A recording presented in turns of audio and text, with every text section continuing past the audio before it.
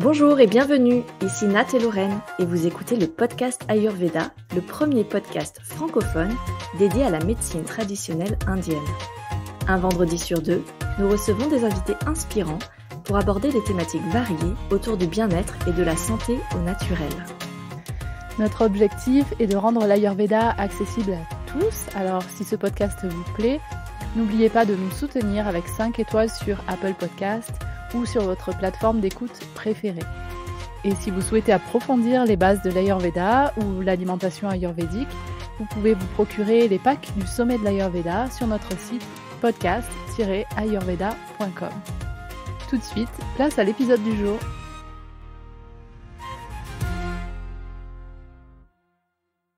Quand on parle d'Ayurveda et de santé naturelle, on pense souvent à la santé des individus. Et pourtant, l'Ayurveda peut s'appliquer à tous les systèmes vivants, y compris, et c'est le sujet du jour, les entreprises. Aujourd'hui, nous recevons Mathilde Lered, une entrepreneure au parcours atypique, une femme passionnée qui aime être connectée au vivant, à la nature, à ses émotions et sensations. Avec Mathilde, nous allons partir à la découverte des 5 éléments pour voir l'entreprise comme un système vivant, répondant aux lois de la nature, et dont on peut prendre soin grâce à l'Ayurveda. Bonne écoute. Hello Mathilde et bienvenue sur le podcast. Salut. Hello, bonjour à toutes les deux, bonjour à tout le monde. Eh bien, écoute, on est très heureuse de te recevoir pour parler d'entrepreneuriat aujourd'hui et de voir comment l'Ayurveda peut aider les entrepreneurs et les entreprises surtout. Comme l'a dit Lorraine en intro, ton parcours est assez atypique. Nous, on adore ça.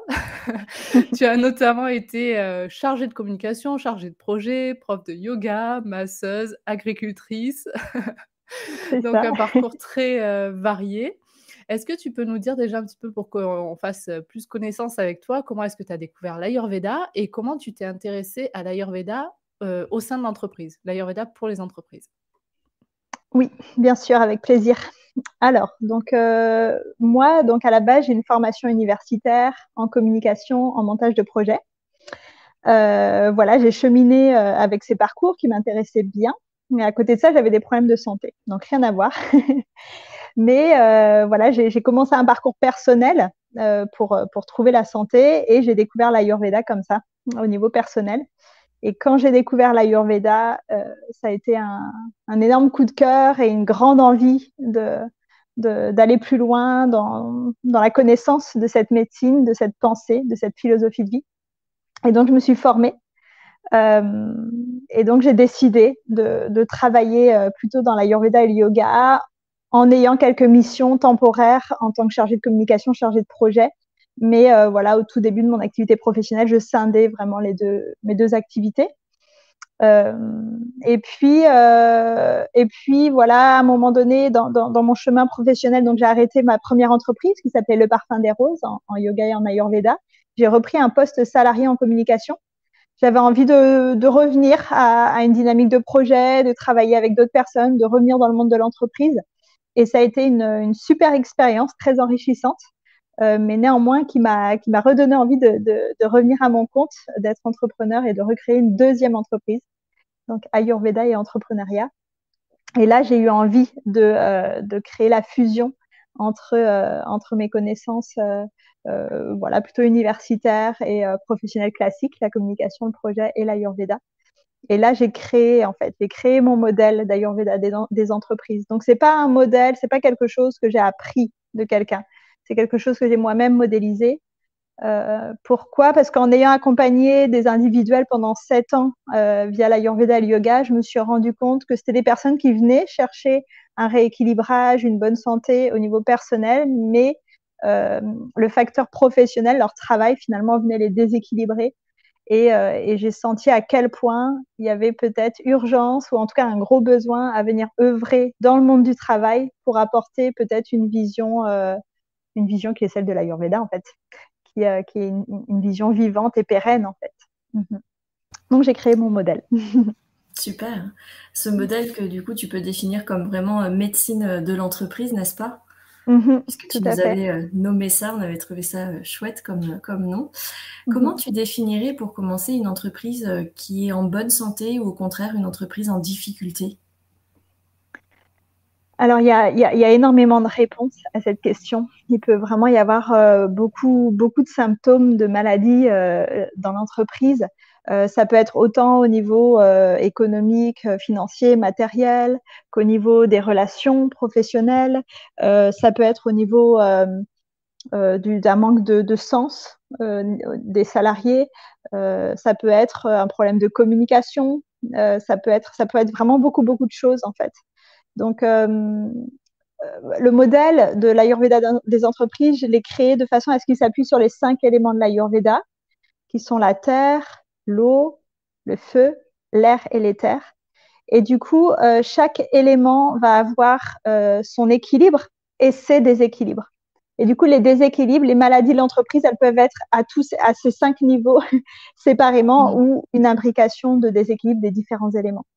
Oui. Donc, c'est peut-être plus en rentrant dans ce détail-là qu'on va comprendre. Oui, on va bien sûr parler des 5 éléments avec toi et du coup, ça concerne autant les individus, c'est-à-dire ça peut être le dirigeant, les salariés, les associés et cetera, que la structure de l'entreprise en elle-même, c'est bien ça? Tout à fait, tout à fait. J'aime bien dire que, en effet, l'entreprise, elle existe, c'est une structure juridique, elle a une identité, elle a peut-être un passé, etc. Mais n'empêche que l'entreprise, ce qui l'a fait, ce sont les hommes et les femmes qui travaillent dedans. Sans être humain, il n'y a pas d'entreprise. Donc, finalement, ce sont les individus qui vont donner l'élan, l'énergie à cette entreprise pour se déployer, pour peut-être se transformer, évoluer. Et du coup, il ne peut pas y avoir d'accompagnement de l'entreprise sans accompagnement de l'humain qu'il y a derrière l'entreprise. Mais parfois, la structure juridique, le passé de l'entreprise, tout ça peut aussi avoir un effet et un impact sur les individus. Donc, c'est comme une entité quand même à prendre en considération, mais on ne peut pas la dissocier de l'humain, ça c'est sûr.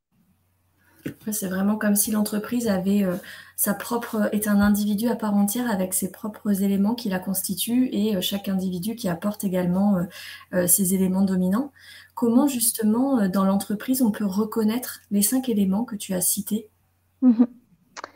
Alors, donc l'élémentaire, si on regarde les éléments dans la nature, l'élémentaire, ça va être l'élément le plus dense, c'est la matière. Donc, je l'ai modélisé ainsi, c'est-à-dire que dans l'entreprise, ça va être toute la partie, les ressources matérielles de l'entreprise et notamment financières. Mais ça va être aussi son passé, son histoire et la structuration de l'entreprise, son statut juridique, mais comment elle est structurée aussi en termes d'organisation. C'est tout ce qui va finalement concerner les fondations de l'entreprise et sa structuration, tout ce qui maintient en fait la solidité de l'entreprise. L'élément eau, quand on regarde l'élément eau dans la nature, l'élément eau, c'est la fluidité, c'est l'enveloppement, c'est aussi le mouvement, mais dans quelque chose de dense, d'ancré. Donc, c'est aussi beaucoup l'élément féminin en Ayurveda, même si on s'entend encore aujourd'hui, je le répète, même si c'est souvent dit, le féminin, il est en chaque individu, chez l'homme, chez la femme, on a tous ces qualités-là, ce n'est pas une histoire de genre.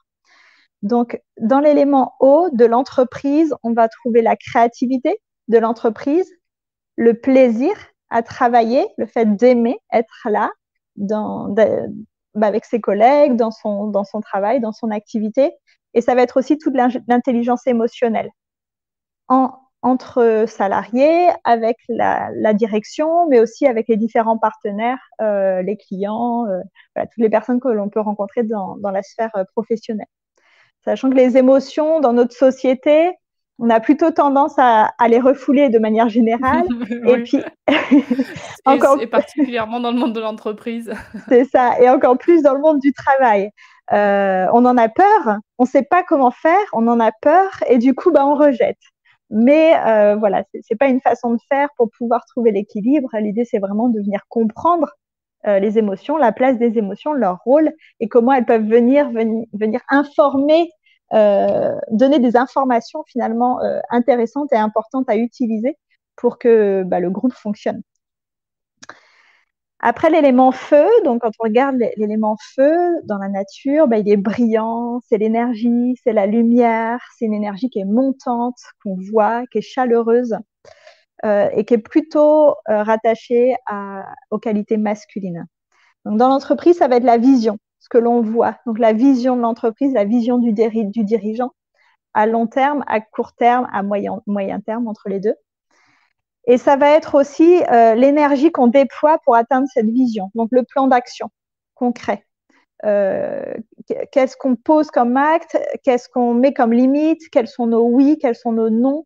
Ça va être comme ça, comment on agit dans le monde, en fait, avec cette vision-là.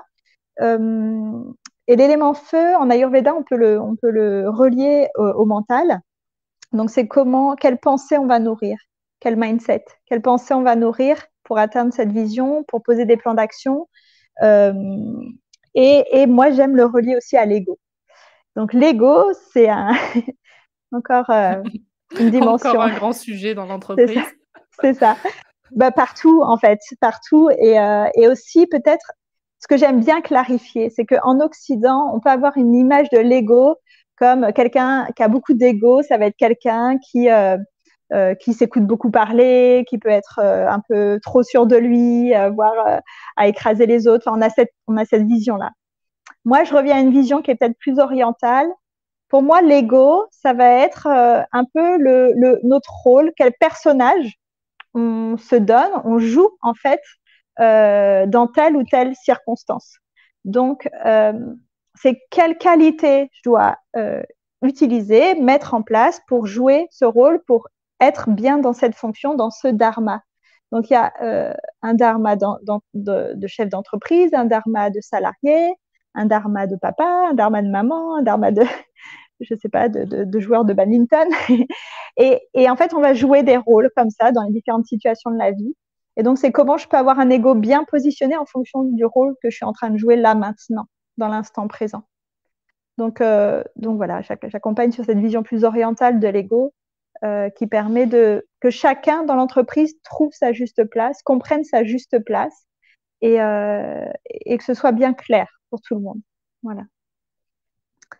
Après, on arrive à l'élément R. Donc, à partir de l'élément R, donc il nous reste l'élément R et l'élément éther. L'élément éther, c'est l'espace. Hein. On est dans deux éléments très subtils qu'on ne voit pas. Donc, on est dans des dimensions qui sont beaucoup plus subtiles. L'élément R, je l'ai rattaché aux valeurs. Pourquoi? Parce qu'en Ayurveda, l'élément R est relié au chakra du cœur. Voilà. Donc, à l'amour inconditionnel avec un grand A, aux valeurs, en fait, aux vertus. Et donc, je le rattache à ça. Et c'est peut-être un des points qui me semble vraiment essentiel dans cet accompagnement parce que même si aujourd'hui on parle de plus en plus des valeurs dans l'entreprise et ça fait vraiment l'objet de grands panneaux RH dans beaucoup d'entreprises, je pense qu'aujourd'hui, les valeurs sont au service du projet économique de l'entreprise. Alors que pour moi, dans un principe de l'Ayurveda, c'est la sphère économique devrait être au service des valeurs. Voilà. Pour moi, dans ma compréhension de l'Ayurveda, le centre du centre, c'est le cœur dans le sens du respect du vivant, du respect de soi, du respect du corps, du respect de l'esprit, du respect de l'autre, du respect de l'ensemble du vivant sur Terre. Et du coup, c'est ce qui nous lie en fait dans le monde. Et si ce lien au vivant, il n'est pas respecté, le monde, il est en déséquilibre et il est menacé. Donc pour moi, c'est hyper important de mettre au cœur de l'entreprise les valeurs, le centre vraiment comme ce qui relie les êtres humains, en fait, ce qui relie les êtres humains autour d'un projet. Et après, on met tout en place pour nourrir ces valeurs. Voilà. Donc c'est bien connaître les valeurs de l'entreprise, bien connaître le pourquoi de l'entreprise, le dharma de cette entreprise, pourquoi elle est là, qu'est-ce qu'elle a apporté au monde, cette entreprise. Et après, comment on peut la faire vivre économiquement, la faire vivre dans son fonctionnement pour servir le monde. C'est vraiment la notion de seva, de service désintéressé, du karma yoga. Voilà. Et donc, le dernier élément, c'est l'élément éther, l'élément espace. C'est peut-être l'élément le moins... Alors, peut-être le plus difficile à aborder en Occident parce qu'il est clairement relié à la spiritualité, à l'invisible, qui sont des dimensions qui sont très présentes en Inde, mais beaucoup moins ici en Occident. Alors moi, je le relie, je peux le relier à la spiritualité, je trouve ça très beau. Néanmoins, je vais jamais, forcer les choses dans une entreprise qui serait pas ouverte à cette dimension-là. De toute façon, pour moi, les valeurs, ça fait largement partie de de la spiritualité, en fait, et du coup, c'est une des facettes de la spiritualité, et ça a déjà beaucoup, beaucoup de sens. Donc, pour l'entreprise, je vais relier l'élément éther à alors, comme l'espace, l'éther, c'est le vide, c'est l'univers, c'est la vastitude, c'est le sans limite. Je relie ça à la capacité à naviguer dans l'inconnu. Voilà. Quand on est entrepreneur, quand on dirige une entreprise, il y a forcément des phases où on est dans l'inconnu, on doit faire des choix et on ne sait pas forcément où ça va nous mener. Donc, ça va être cette capacité à gérer le vide, à gérer l'inconnu et à poser des actes dans cet inconnu. Comment on peut aller chercher l'action alignée, l'action juste dans cet inconnu. Je peux former, initier aux entreprises qui le souhaitent à la méditation parce que c'est un excellent outil d'observation de soi-même, d'observation des émotions, d'apaisement du mental. Et c'est aussi quand ce mental est apaisé qu'on peut peut-être venir toucher du doigt l'intuition et les éclairs de génie. Donc, l'élément espace, je le relie aussi à l'innovation de l'entreprise, à la capacité d'innovation.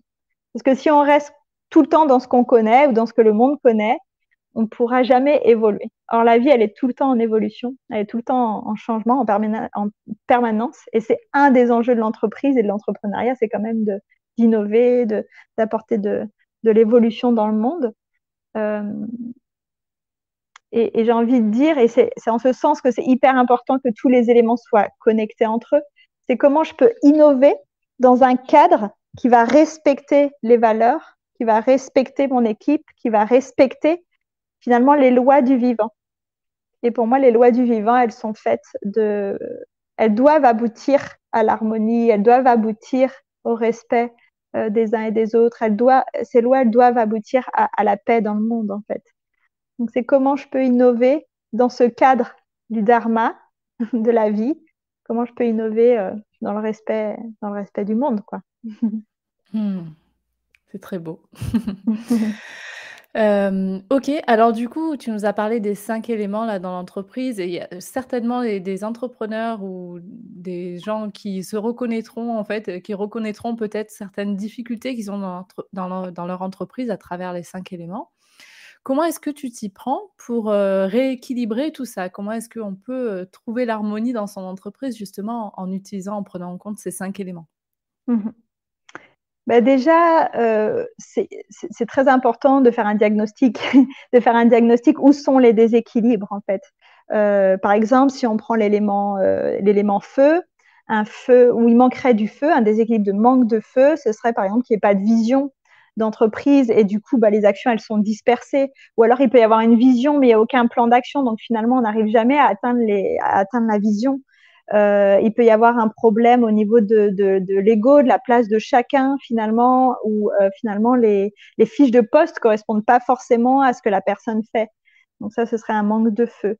Ou alors, on va avoir un excès de feu, par exemple, un excès de feu de la part d'un dirigeant ou d'un salarié qui va être dans un feu très autoritaire et très contrôlant. Il va vouloir tout contrôler, tout gérer. Voilà, il laisse pas de place aux autres salariés, ou il y a un manque de confiance. Voilà, ça peut être un excès de feu, un feu qui est pas bien positionné. Donc voilà, ça c'était un exemple pour le feu, mais on va faire un diagnostic avec le dirigeant d'entreprise et ou les salariés. Je trouve que c'est hyper intéressant d'être dans une démarche participative où on va venir interroger chaque personne de l'entreprise si c'est possible, ou d'avoir au moins des groupes de travail, et on va venir faire un diagnostic. Et en fonction de ce diagnostic et du budget qui est alloué par l'entreprise pour faire ce chemin-là, on va venir visiter un élément ou 2 éléments ou 3 ou l'ensemble du système des éléments. Mais voilà, il faut commencer clairement par ce diagnostic-là. Et moi, je le fais par le biais d'un questionnaire que j'ai créé et par le biais d'entretiens. Voilà. Et j'observe aussi. Je travaille aussi beaucoup par l'observation et par ma propre intuition au contact des personnes et des lieux. Et quels sont, entre guillemets, les remèdes que tu peux mettre en place si tu as des exemples, par exemple, quand tu notes un certain déséquilibre au niveau d'un élément de l'entreprise, qu'est-ce que tu peux mettre en place? Si tu as des exemples, on est preneuses, nous on aime bien. Ouais.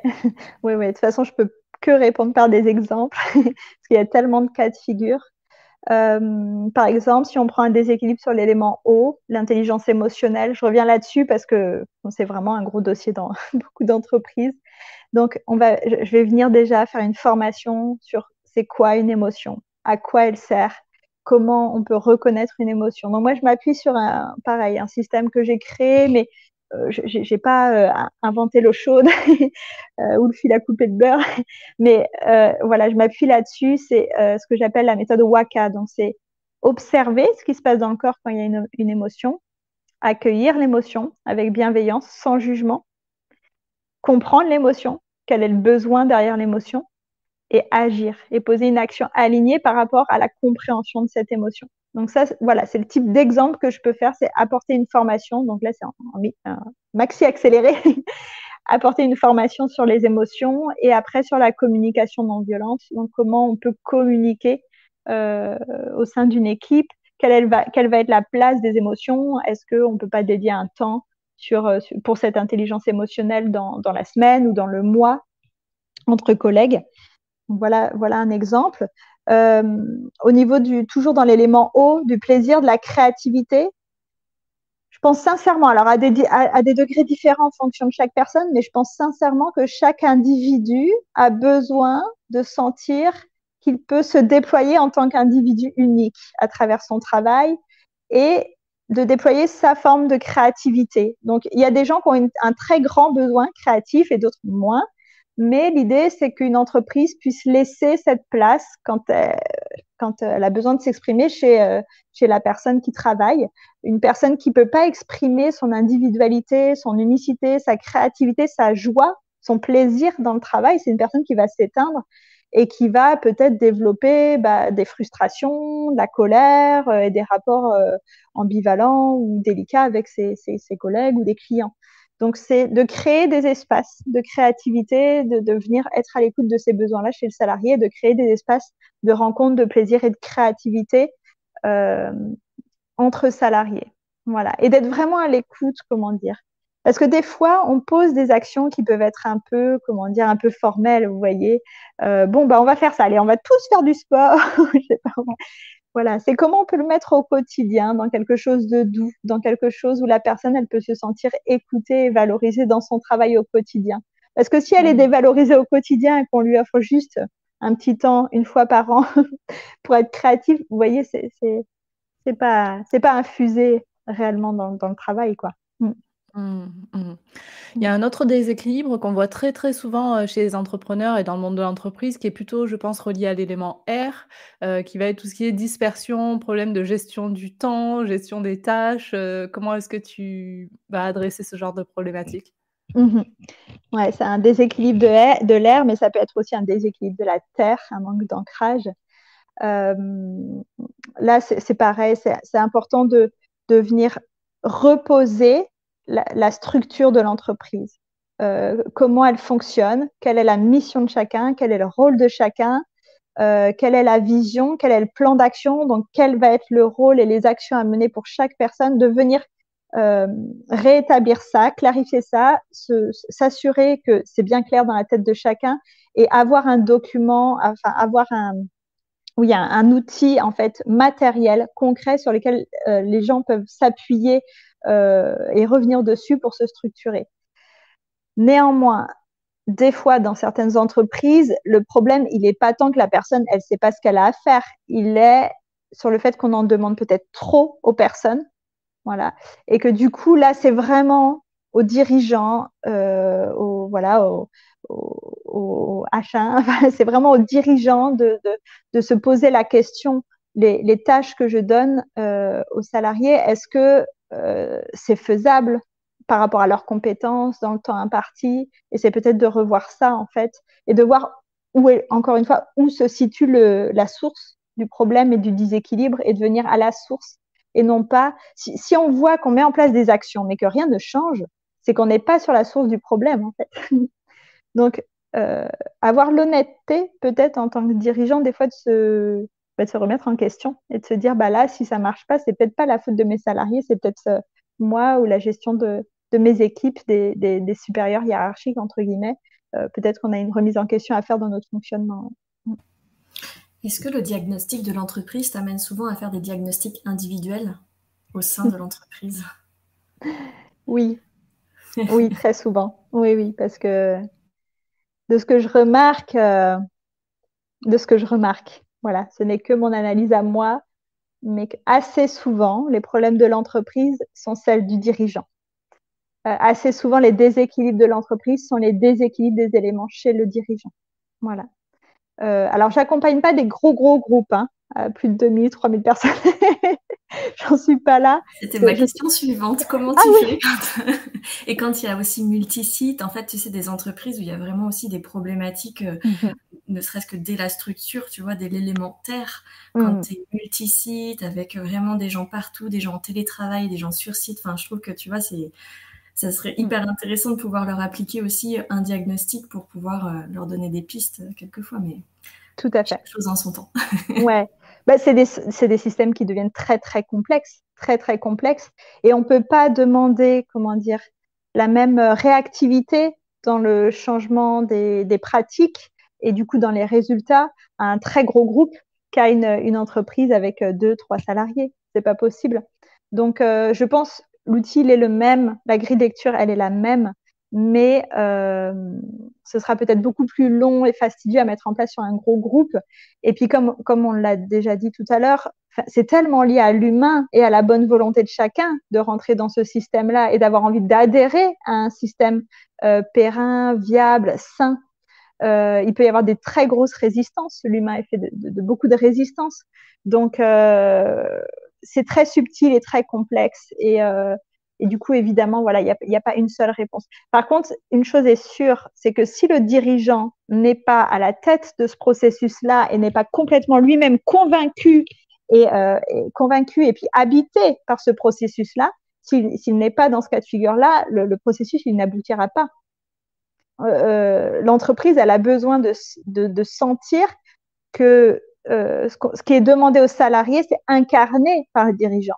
Incarné, pas juste penser. Et c'est pas juste, ah ben moi j'aimerais bien que vous fassiez ça. C'est comment je peux l'incarner en tant que dirigeant pour être une source d'inspiration et pour nourrir finalement le reste de la vallée, quoi. Donc ça, c'est hyper important. Oui, et je suis persuadée que plus on fait ce travail tôt dans la vie de l'entreprise et mieux c'est parce qu'on peut aussi, positionner peut-être les bonnes personnes sur les bons postes par rapport à leurs compétences, à leur profil. Je fais une aparté, ça me fait beaucoup penser à l'épisode qu'on avait enregistré, avec Aurélie de Gingerly. J'ai regardé pendant qu'on discutait, c'était l'épisode 40 sur, l'Ayurveda appliqué au monde de l'entreprise et on parlait justement des profils types et de quelles sont nos qualités dans l'entreprise en fonction de notre profil. Et je trouve que ça, c'est très intéressant. Je ne sais pas si tu l'abordes, toi, dans ton accompagnement, de pouvoir, en tant que dirigeant, un petit peu connaître les profils et puis voilà, mettre les bonnes personnes au bon poste et sur les bonnes tâches. Ouais, tout à fait. C'est des grilles de lecture intéressantes, mais néanmoins, ça ne fait pas tout parce que le mystère du vivant, oui, c'est ça. Le mystère de la vie. Lettre, c'est clair. Ouais, c'est encore une fois, bon, c'est intéressant, bien sûr, l'Ayurveda, mais ça reste des cases. Et l'humain est tellement un mystère incroyable, bien au-delà de ces cases, que oui, ça peut aider. Et comme je dis souvent, moi, je donne des informations et après, il y a le mystère de la vie et l'intuition. D'où l'importance de se relier à l'élément éther. Je pense que l'intuition peut vraiment venir aider, en fait, dans les différents choix qu'on a à faire en tant qu'entrepreneur. Donc oui, les profils ayurvédiques sont hyper intéressants pour créer ces équipes. Et moi, je travaille aussi beaucoup avec Justine, qui est Jyotish, Ojas and Soma. Et ça, c'est une dimension voilà, qui est moins connue en Occident, mais que je peux conseiller à différents chefs d'entreprise qui s'ouvrent à cette démarche-là, mais de faire les thèmes astrologiques de ses salariés ou de ses partenaires. Ça peut être vraiment très, très intéressant pour faire les bons choix, ouais, aussi. Exactement. D'ailleurs, on avait reçu Justine sur le podcast aussi, c'est l'épisode 83. Ah, super, la grande famille de l'Ayurveda. C'est ça. Et du Jyotish. Est-ce que tu peux nous expliquer peut-être plus en détail, voilà, en quoi consiste ton accompagnement, comment ça se passe par exemple à une entreprise, on va dire de 3 personnes, là, un dirigeant et 2 salariés qui écoutent l'épisode et qui se dit j'adorerais faire un diagnostic avec Mathilde. Voilà, comment ça se passe? Est-ce que c'est à distance? Est-ce que c'est en présentiel? Il y a plusieurs phases? Décris-nous tout. Ouais. Alors, j'ai plusieurs prestations possibles en distanciel, beaucoup, sur des consultations individuelles qui durent environ 2 heures. Et là, on peut...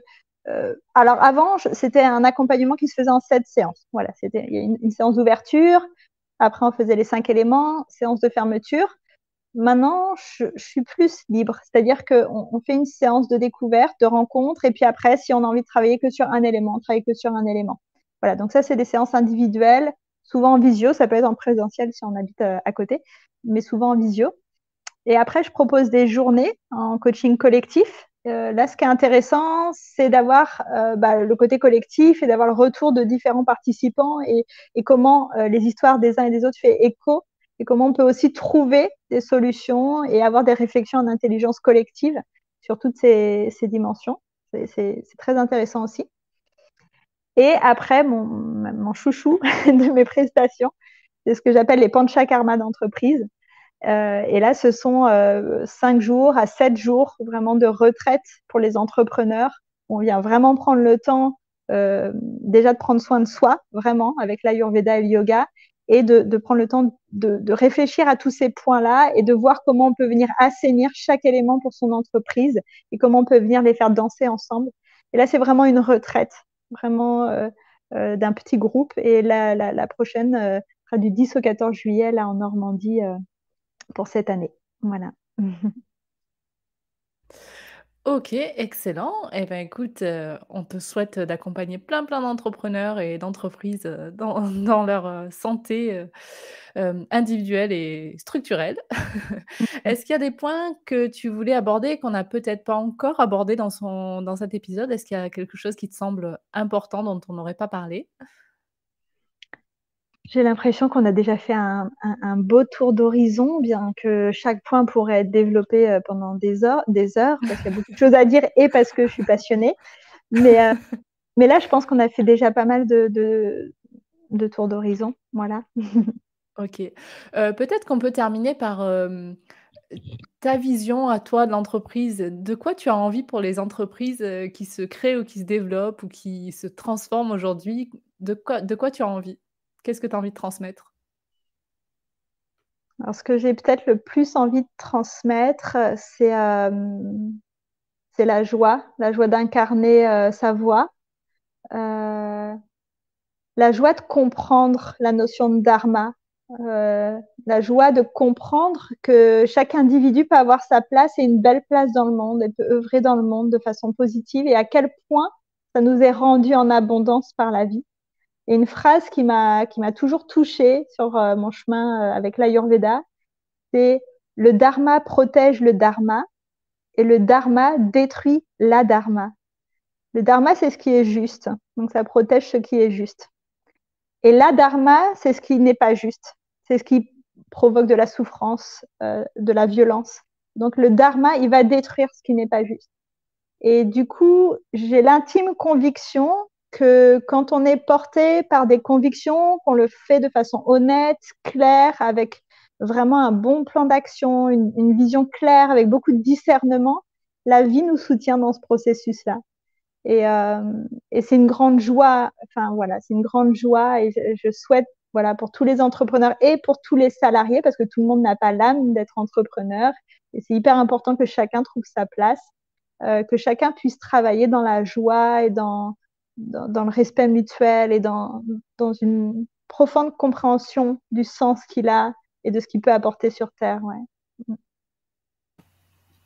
Merci beaucoup Mathilde pour le partage de ce modèle que tu as créé pour apporter la santé aux individus et aux entreprises. On arrive à nos questions rituelles. Ok. Est-ce que tu peux nous dire quel est ton rituel préféré? J'en ai beaucoup. J'en ai beaucoup de rituels préférés, donc je vais essayer de choisir. Je peux en dire 2? Allez, on t'autorise. C'est sympa. On va dire que mon rituel le plus ancien, qui est mon rituel chouchou, parce qu'il m'a permis une grande guérison, c'est l'automassage. Ça a été vraiment une façon de me reconnecter à mon corps et de m'aimer et de découvrir toute la sagesse du corps. Et puis le rituel aujourd'hui que je pratique, les plus poussés sur la voie du yoga, c'est la récitation de l'Arshana le matin. Donc c'est les 108 noms, puis les 1000 noms en mantra de la mère divine, voilà, de l'archétype de la mère divine, de la terre-mère, de l'énergie qui soutient ce monde. Un très beau rituel. Notre deuxième question porte sur tes projets. Quels sont tes projets pour les semaines, voire les mois à venir? Ah là là, bah, ce sera une grande avant-première. Là, le gros. Exclu Vous avez podcast. l'exclu. Vous avez l'exclu là.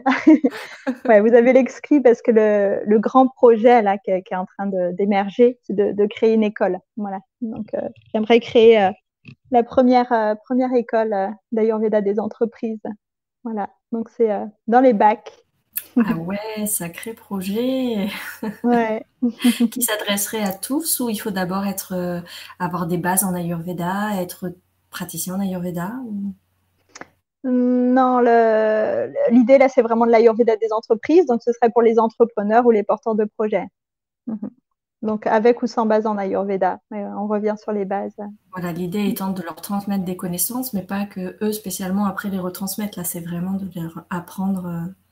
Ouais, déjà, c'est d'avoir voilà, tout à fait, de pouvoir créer des entreprises vivantes, innovantes, joyeuses et respectueuses du vivant. C'est un projet court terme, moyen terme, long terme? Long terme. Long terme, j'espère. Qui arrive bientôt, mais qui arrive bientôt. Ah, qui arrive bientôt. J'aimerais, ouais, pour que fin 2023, 2024, ce soit lancé, ouais. Super. Ben, plein de bonnes choses pour ce projet-là.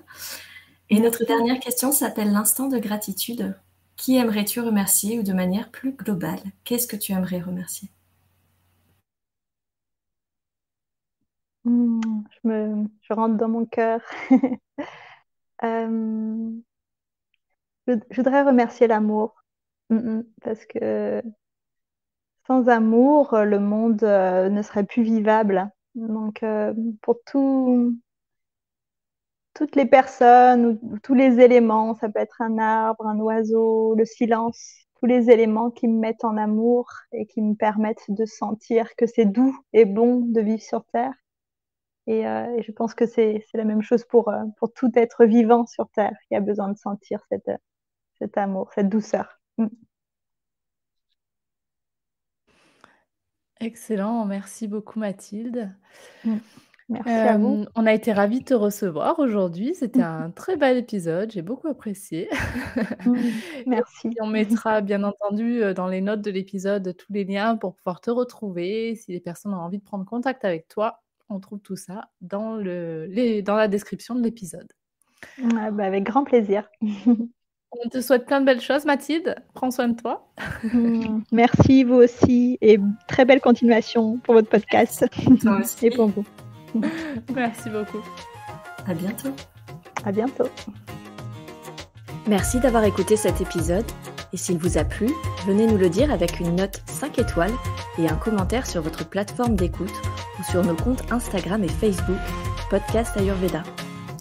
Et pour aller plus loin, nous vous invitons à découvrir les packs du Sommet de l'Ayurveda qui contiennent des dizaines de contenus vidéo, audio et PDF qui sont disponibles sur notre site internet podcast-ayurveda.com. Rendez-vous dans 15 jours pour un nouvel épisode.